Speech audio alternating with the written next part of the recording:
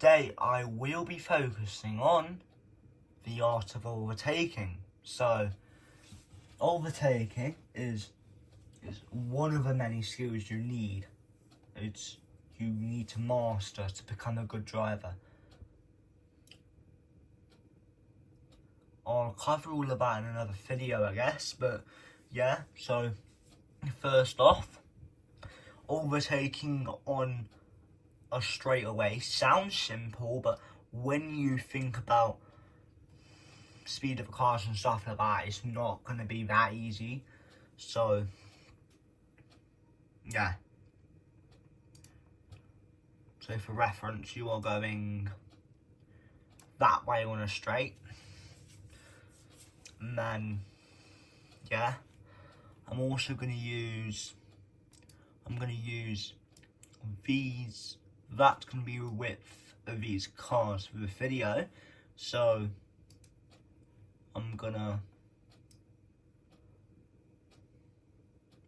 make it as kind of same size as possible, but yeah, so there's multiple cars on a straight, and yeah, you're side by side with another car.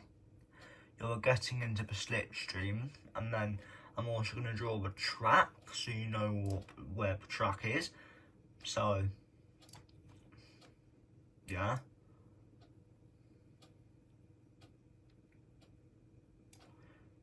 you just came out of a hairpin, I'm going to say, and yeah, no.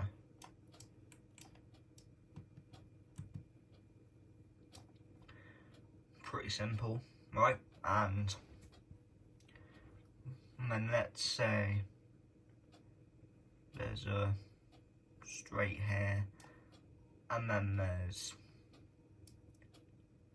the bend that goes like that there as well, and then the track tightens up there. So yeah, basically it's just one of those corners you don't really need to brake or anything. It's just kind of a chicane where you want to avoid going side by side if possible, and then yeah, or if you, or no, you know, it's possible to go side by side, but it's scary moments for you. It really is stressful moments. And then this, you're still on the you're still on the inside, but you're slightly ahead, but you have not got fully ahead of them yet. So you got a slightly better exit on the straight, so you were able to get tiniest bit. Your front wing is just ahead of them, but for it to stick, you know, now there's a corner sequence, which after that corner sways kind of like that a little bit, or no, sways like that and then like that, and then it just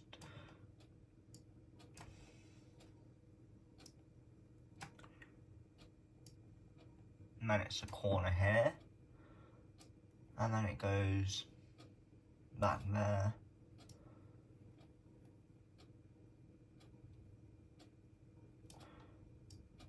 and boom, and then this is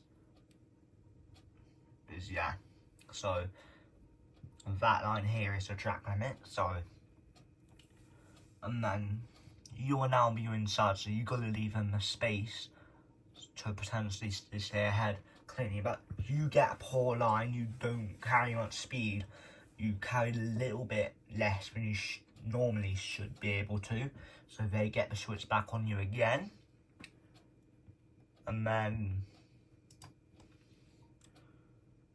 now the positions are like this.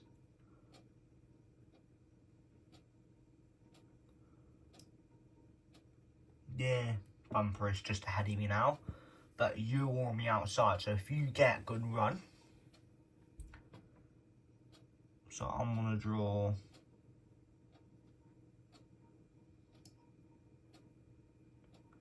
So stretch it all out to here. The same again with this car. I'm gonna do it.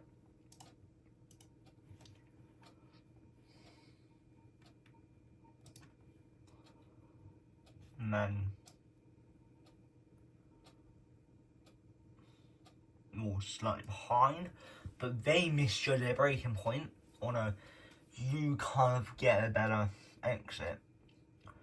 What you need to focus on is, because you're on the outside, if they somehow overshoot, you need to slam it down the inside as quick as you can before they turn back across you.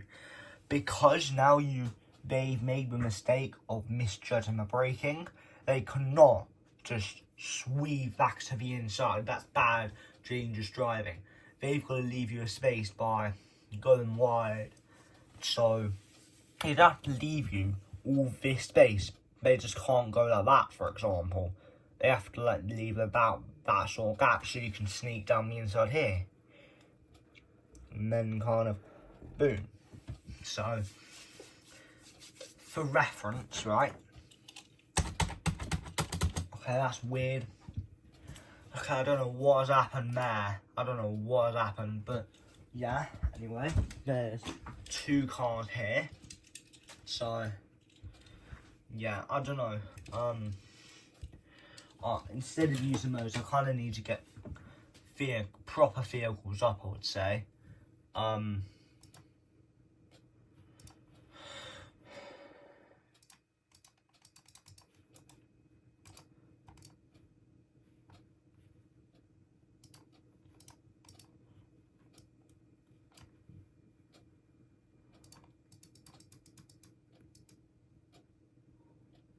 So yeah, and then so now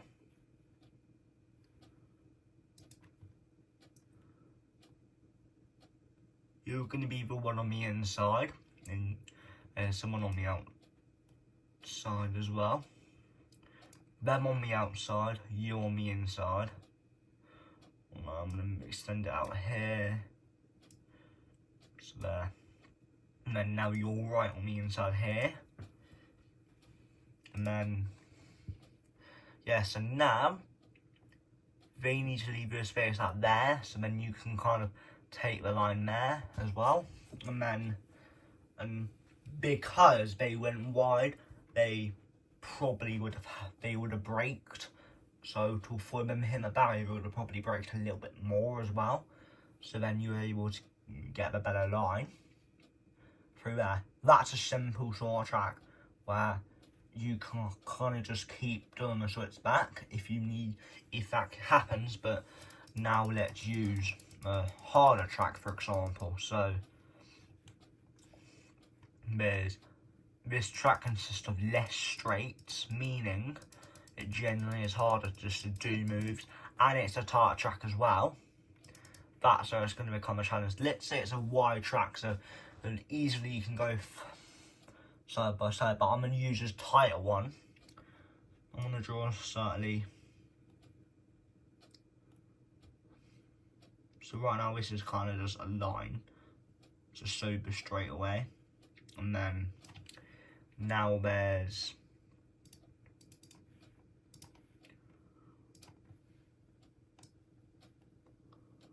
so that's a straight, and then there's a corner there, goes into a sharp corner here, and then this tightens up.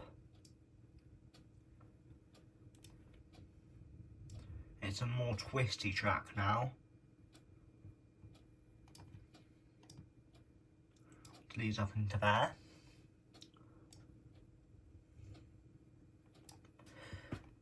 You can misjudge your braking point here, so now there's a chance for you to go side by side because it's a sharp corner and they've got to leave you a space. And then there's a little wide area there as well, let's say, for example. So, you know, you can kind of, And then same again, I'm going to draw some things here. So you take the racing line here by being right on the outside. Now I'm going to move it actually so you're more here.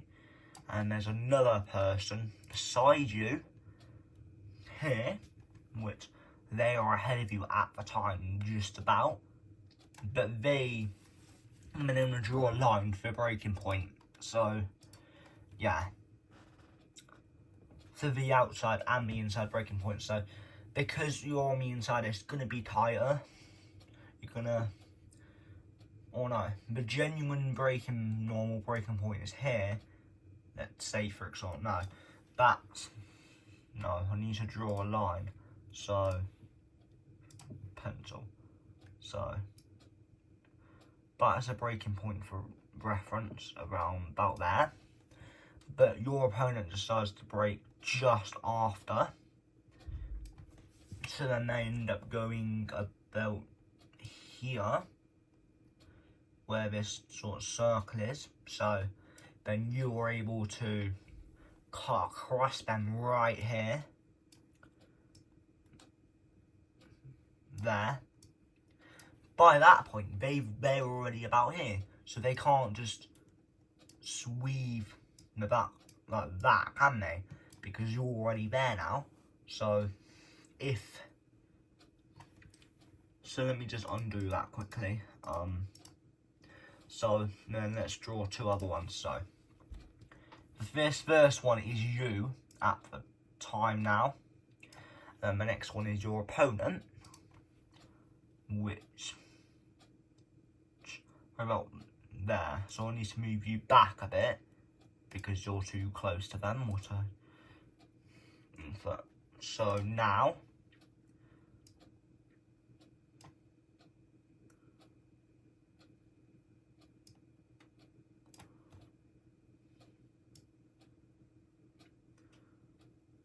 I need to undo it. So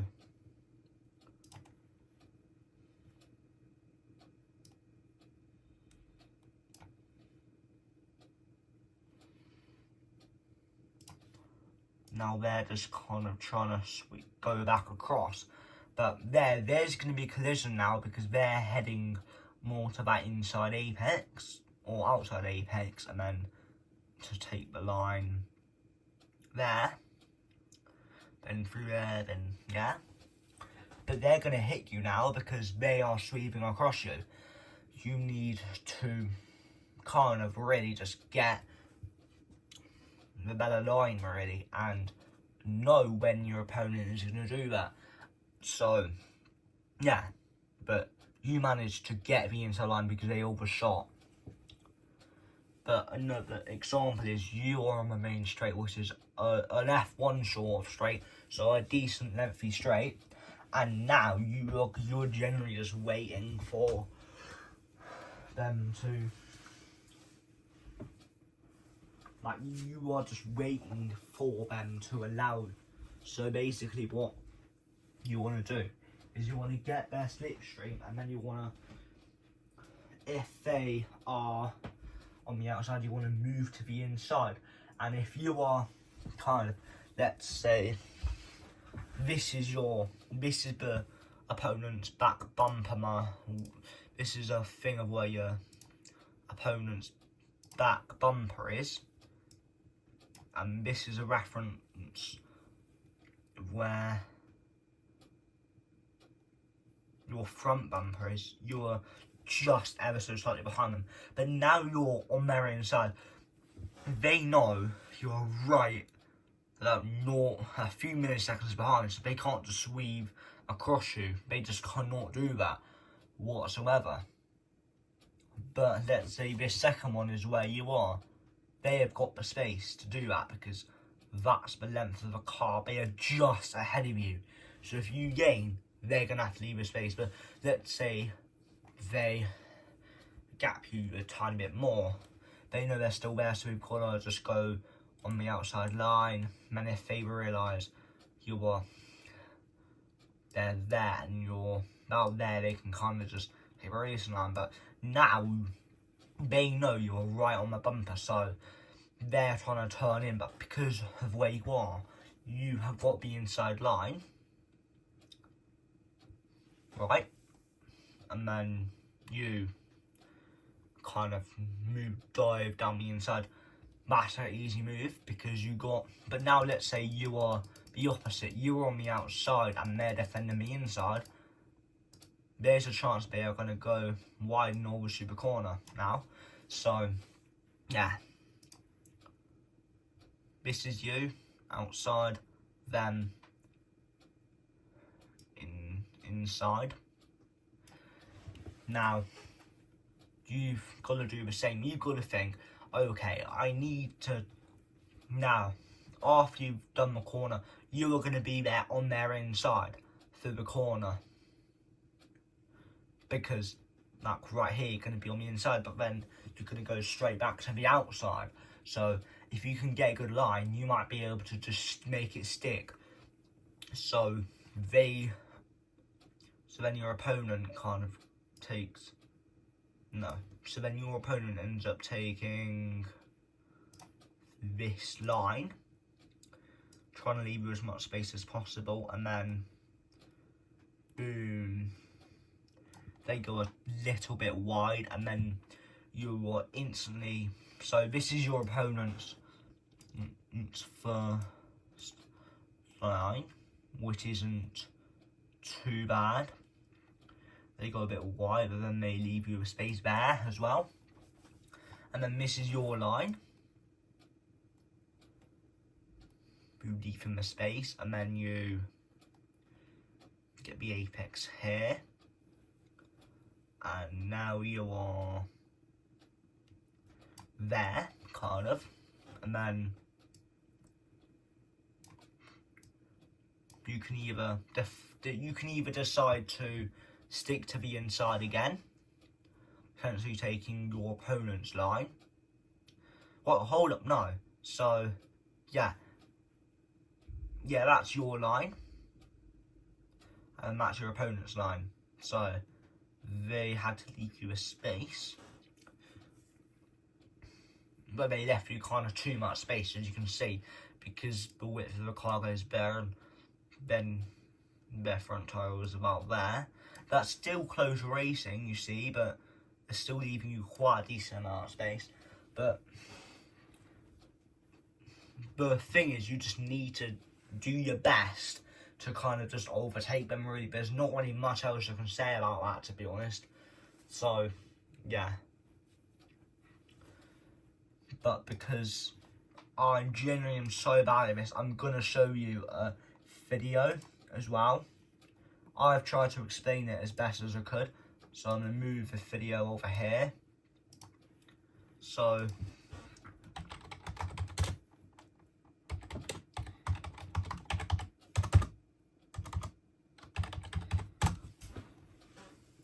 because people are going to be better at you. So, Master of Overtaking tutorial.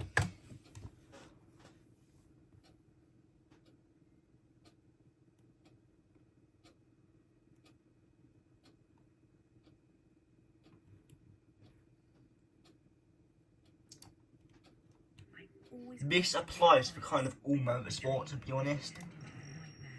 By the way, this is for real life. The driver in front is blocking the way. Let's look at 3 techniques to overtake him.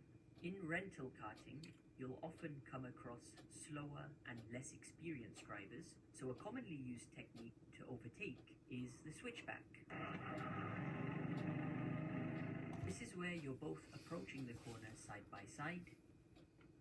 Your kart is positioned at the outside, making the radius of the corner larger, whereas the driver you're trying to pass is positioned at the inside, and the corner is so much more tighter for him, So you're going to anticipate him to overshoot the turn at the exit of the corner. The key to performing a good switchback is timing and precise execution. Braking early when attempting the switchback is important because this is what helps you get the better exit speed. Now the second technique you could use is the dive bomb. Sometimes you just gotta lick the stamp and send it. It's a risky yet satisfying overtaking maneuver which requires you to master late braking. As we approach the hairpin corner, our first step is to judge the distance to the driver in front appropriately. The objective is to claim the inside line heading into the corner. Since you're coming from a long way back, you'll have to brake deeper into the corner to gain time. Okay, so I'm going to do a side by step. It's important to keep the car committed as you drive towards the inside edge. And since you have the So I went in there was this guy that I actually kind of liked. So yeah, chain there. Now I just need to find it. So yeah, so chain there. Overtaking. Move wide on the exit and disrupt it. In China on Sunday, it looked like it was going to be a very dull procession with very limited overtaking in advance. So yeah, the setup, study arrival, as you can see. Are they braking earlier than you into turn 1? Are they struggling to get the power down at turn 8? Where does their power unit derate? Are their tyres holding up okay? If it's mixed For now, just use the PUD rate because I'm talking about rental karting, you know, just to get you introduced. So conditions, are they having to manage the temperatures more than you? From gather. So yeah, like there, from gather. Oh, wait, you can't see it, can you? No, there we go. So from gathering information on your rival, you can work out where's best to overtake. Finding information on your rival, you can work out where's best to overtake and how. And how. Now, obviously, most overtakes will occur after or through a DRS zone, or even down another. Occur after or through a DRS zone, or even down another long straight. But not all overtakes will happen there. Yeah, most of the time overtakes happen on the straight, but not all overtakes are going to happen there. We shall spot an opportunity to seize your advantage through a complex of corners by outbraking them with better positioning. Now we hear the phrase outbraking a lot, but what does it mean when you strip the jargon away? Well, when you come flying towards a corner at speed, you'll obviously have to hit the brakes at some point. There is an ideal turning in point for the corner, and at that point there's an ideal speed you want to be at to take your ideal line as fast as possible. Now bearing that in mind, there should be an ideal point at which you can plant the brakes so that if you can get the maximum out of the brakes, you'll get to your ideal speed at your turning in point. Now this perfect point at which you hit the brakes is highly dependent on how your brakes and tyres are faring and what temperatures they're at. As a driver, you should be pretty aware of this, and the best drivers are constantly aware of the state of their brakes and tyres, which affects their judgment about how early to brake and how hard to apply the brake pedal through the braking zone. Cars on fresh tyres and warm brakes will have a shorter ideal braking zone than cars on old tyres and overheating brakes, of course. Of course, this is still a judgment call. Play it safe and brake a little earlier and you'll take longer to get to the turning point, but you will be more able to hit that turning point at the right speed. Play it risky and you could end up hitting the brakes too late and overshoot your turning point, or turn in too fast and run wide on the exit. Try to overcompensate by slamming on the brakes or turning while the brakes are loaded, and you could lock the wheels, sending you flying forwards in a straight line, which limits your control over your speed. So actually, you're unlikely to hit this ideal point-to-point braking zone, but depending on your style and expertise, your braking and turning points should happen somewhere in the... So yeah, because, I don't know, I'm going to ask him what program are you using? Is it, I don't know, I'm going to say, is it Paint 3D or something you pay for?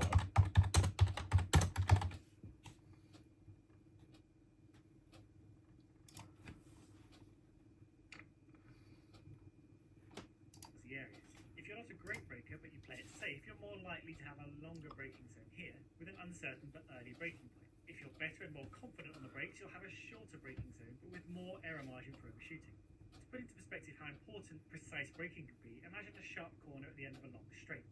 This is the tilt era of F1 circuit, so that shouldn't be too hard to imagine. Now say you're going 200 miles an hour at the braking point. Well, that's 89 meters per second. So half a second too late and you've overshot your braking point by 45 meters. Even a tenth of a second too late is 9 meters, which is the length of 2 Formula 1 cars. And a tenth of a second too early is also a massive 9 meters before the braking point. And if you braked early, you'll be down to turn-in speed 9 meters before you even reach the corner. And that's a massive time loss. So to outbrake someone is to simply get closer to this ideal braking point to turn-in point zone. If you can manage it better than your rivals ahead, you may be able to pull alongside. Now getting yourself alongside is only part of the battle. You'll also have to consider your positioning. If you're overtaking into a corner, you want to ideally get yourself on the inside. As we've looked at in our racing lines video, your ideal racing line looks something like this. If you manage to get yourself here when your rival wants to turn in, you've disrupted their racing line. You are now taking the dominant position through the corner, and you can force your rival to concede to you through the exit by taking the natural line, even though you entered the corner much more lightly. You can then drift wide towards the edge of the track. With your rival high and dry, blocked by you, you're in a position to control both of your exits. Now, exit positioning isn't always that simple though. If you're overtaking into a series of corners or a chicane, your rival may benefit from being on the outside of you at the exit. If the next corner switches back the other way, their position on the outside of the first corner becomes the inside of the next, and they can do exactly to you what you did to them through that second corner. If the second corner swings the same way as the first, the driver on the outside may still be in a better position if they are able to keep you squeezed through the tighter inner line and use the faster momentum of their wider line to exit the corner faster than you. Now on corner entry you could also try and move from the outside, though this is much harder as your rival does have the high ground. But either you need to try and drive right around the outside of your rival, and this almost always depends on you having the confidence of a stronger car at the time, either an outright chassis advantage, think Mercedes coming through from the back of the field, or by having fresher tyres at that point in the race. Or you need to hope you can frighten them into a mistake. If they brake too late, lock up, or start to lose balance, they will overshoot the turning point. You can start wide and hook in, aiming for a late apex and a strong early acceleration point that will give you better oomph out of the corner than your mispositioned rival. Also remember that if you scared your rival to the inside, their braking point needs to be earlier than you, as they have to take a tighter line. If they've moved to the inside at the last minute to block you, then they have a greater chance at overshooting by not braking as early as they need to. Not to mention that the inside of the corner is dirtier and slipperier. Now as you both exit the corner, you may be alongside each other. The leading car, hopefully you, needs to leave adequate space. The rules are deliberately foggy on this, but essentially if the car is significantly alongside you, you can't just move over on them and claim all of the track for yourself. But you can push right to the edge of acceptability. As long as you don't force them off the track, you can move wide on the exit and disrupt their ability to accelerate properly out of the corner. If this first corner leads to another, you also want to compromise your rival's ability to take the ideal line through that next corner. If they are forced to the very, very inside of the next corner, then they'll have to take a much slower line. But try not to chop across them as you take the corner, because that's where punctures lie. Now employ the art of surprise. Of course, even with the planning, setup and positioning, you don't want your rival to see your move coming. Naturally, if you're more likely to overtake in a post-DRS braking zone, then they'll be wary of you making the move then. But that doesn't mean you should barrel down the track alongside them, showing your entire hand. Staying tucked in until just before the braking zone gives you the slipstream for the longest possible time, yes, but it also forces your rival to pick their position first. If they cover the inside, you can leap to the outside or go deeper inside if you've got the space. They aren't allowed to sweep across the track once you're near the braking zone, so at some point they have to commit to their defence. Ricciardo is good at leaping out from behind at the last minute and leaving rivals looking at a wall of Red Bull instead of the apex they were aiming for. But not every move is planned. Opportunistic moves can be the best you can hope for in a race where overtaking opportunities are proving rarer than French steak.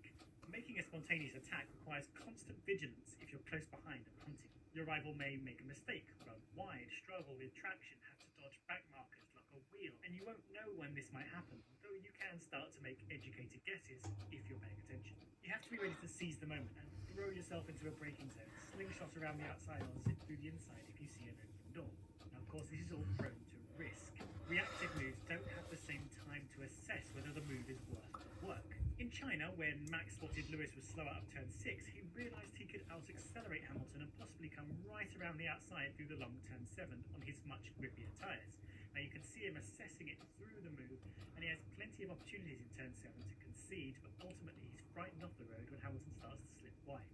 Later, Verstappen lunges down the inside of Vettel. This was an opportunistic move, though he'll have been ready for any opportunity when chasing him down the back straight. He saw Vettel go too deep, so he just went for it, knowing his better softer tyres would give him a massive advantage. Unfortunately, Vettel got slowed down far more effectively than Verstappen thought, and Vettel started to turn into the corner from his long position.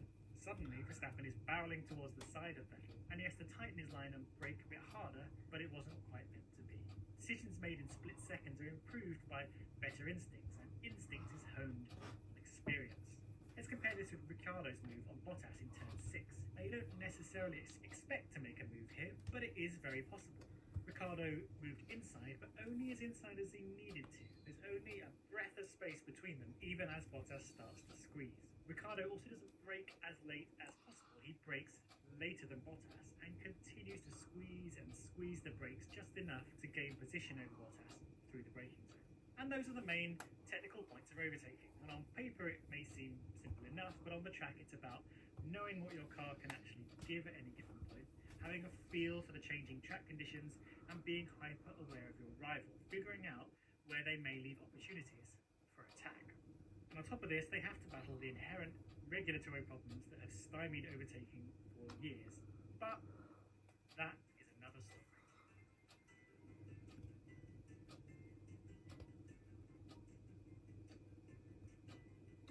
So yeah, thanks. So yeah, anyway.